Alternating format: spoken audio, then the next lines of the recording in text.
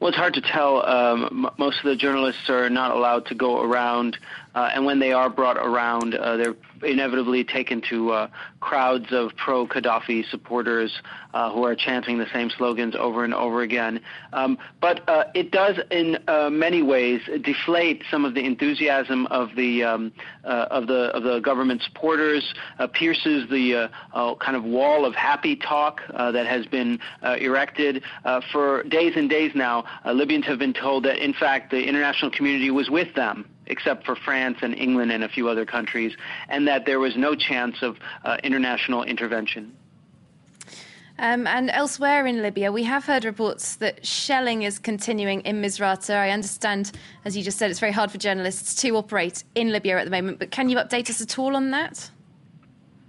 Well, I mean, it's hard to figure out because the phone lines have been cut to Misrata, and we're even having, for the first time, trouble getting through to Benghazi from the capital, and that's a new thing. But we will say that, you know, this talk of this ceasefire, it seemed awfully easy, and usually in this part of the world, for example, in the Arab-Israeli conflicts and so on, when someone announces a ceasefire, there's all sorts of little details and little technicalities and so on that have to be worked out, and usually the devil is in the details.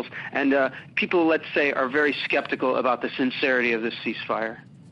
Absolutely. And as we've heard, some of those nations, including Britain and France, do seem to still be considering fairly imminent military action if needed. Gaddafi's headquarters are, of course, in Tripoli. Are ordinary people there staying around to wait and see, or are they leaving now? I have no indication that people are leaving, but I do have an indication that people are frightened. People are worried. They're concerned about this. Even ordinary people who are not necessarily the most fervent government supporters are saying, hey, I'm a civilian. What about protecting me and my humanitarian rights, my human rights?